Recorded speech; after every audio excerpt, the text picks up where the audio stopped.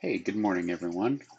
So I wanted to make a video this morning to go through a um, trade I took this morning on the SP 500 or the ES future. Um, so, and it is still an open trade. I closed partials on it so far, but I want to go ahead and break down what I saw this morning and that caused me to enter the trade, how I executed it, and then what my TP objective and stuff looks like. So essentially, I'm going to start off on the daily chart, and as we can see here, I'm going to zoom in just a little bit here. Um, so we had this weekly gap from 2 weeks ago now, or almost 3 weeks ago now, and so price, broke through it, to start June, made a swing low here, or actually made a swing low here first on the 14th, retraced up, broke through that swing low, made another one, and then rallied higher. So we had a bullish market structure shift here, um, below the daily time frames, because for a daily market structure shift, we need to get back above here. But so on the lower time frames, this could be the start of a retrace up into this area. Um, so I'd made note of that. And then so we had this bullish rally. We went through this weekly gap and we formed a swing high up in a premium above the 50% mark. So we made a swing high up here and then we retraced just wicks above the premium. And then we went back below this gap, below the premium, and then now and then I had kind of marked the lower point of this gap. Um, so we traded down below that, and now we've been just kind of in this little range up in here. So based on the daily right now, um, we're still bearish overall on the daily time frame, and but we're not in a premium. So according to the daily, we would not be in an area of selling.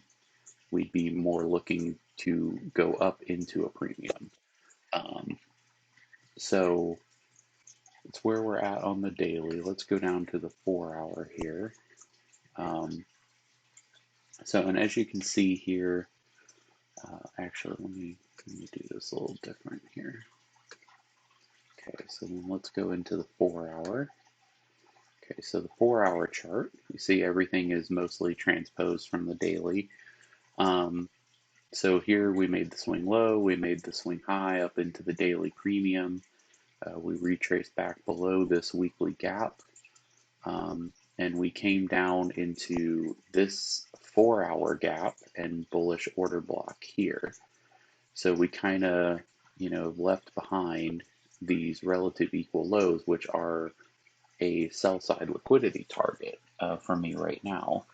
So I'm kind of thinking, this is kind of framing a narrative for me that, we've left these behind, and that could be engineered liquidity that we will absorb before a daily move higher.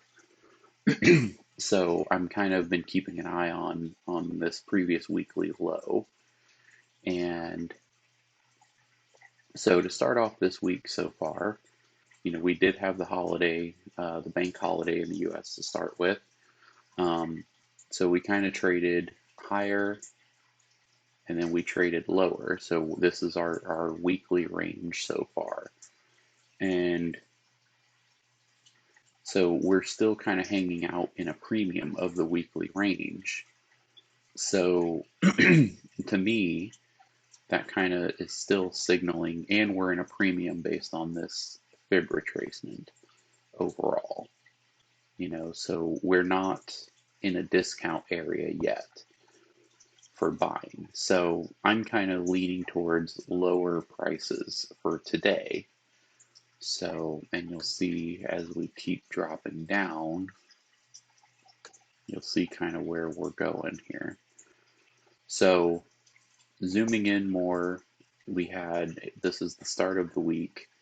So Sunday and into the Monday holiday, we rallied up, we set this high, And then into yesterday's trading at London Open, we created the high of the day and sold off. And I thought this sell off here was what was going to take this sell side liquidity, which it left it intact. And then we spent the rest of the day rallying higher and went into consolidation over the Asian range and into London. And as you can see, it kept coming back up to that high, but left it intact. And then with New York Open today, the first thing it did is it went and cleared out these highs here.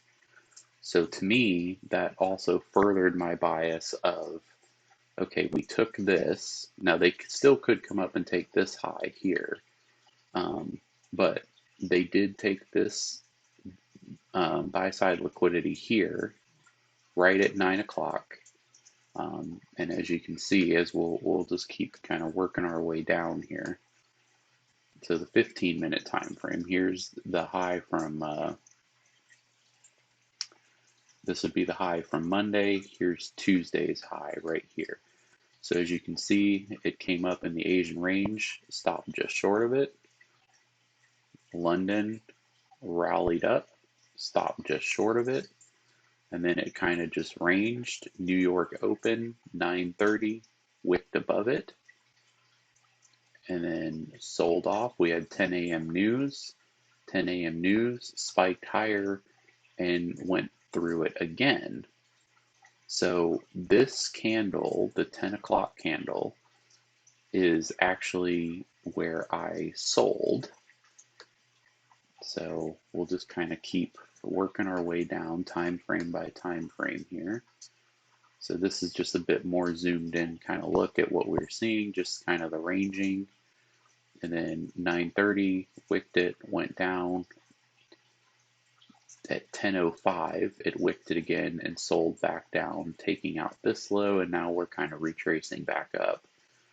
So the 1 minute chart will show my actual execution from this morning. So let's make this a bit more readable here. Okay, so so here's the 9:30 rally above that previous day high, and then we sold off, taking out all of this buy side liquidity here, and we left behind this fair value gap right here, that highlighted fair value gap. So basically what I was framing my idea on is that this swing high took out sell side liquidity. It sold off after the 9:30 open. So I was looking for the 10 o'clock news, which 10 o'clock is right here. So at 10 o'clock, it sold off and then rallied higher very aggressively, went through these highs. So I was looking for it to stay short of this high and turn around in here at this bearish order block. So, and that's pretty much what it did. It came up, triggered me in here. You can see this red arrow shows my execution entry. I had my stop placed 1 point above this swing high, as you can see. And then, so I endured a little bit of drawdown until it reversed. And then it sold off rather quickly. So, you know, I triggered in at 10:07. I took my first partial at 10:16 at 3-1. I'm actually going to probably move my stop to entry. As you can see, hovering over the position tool, it's a 15.5 to 1 trade that I'm ultimately looking for if it goes the way I want it to. And that would be targeting, let me go ahead and put this back to the one where we can see everything here. Just because this is how I normally look at price, just so I can kind of keep an eye on everything all at the same time here. So again, what we're targeting is, so if you look at it from the 4-hour perspective, that really shows where we're at. So we got in I got in right here at 38.46.50. So I'm way up here on this candle. My target is still this weekly low down here at 37.41 and a quarter. So if I put this position, if I make it visible on the 4 hour, well, I guess it's not going to be big enough here.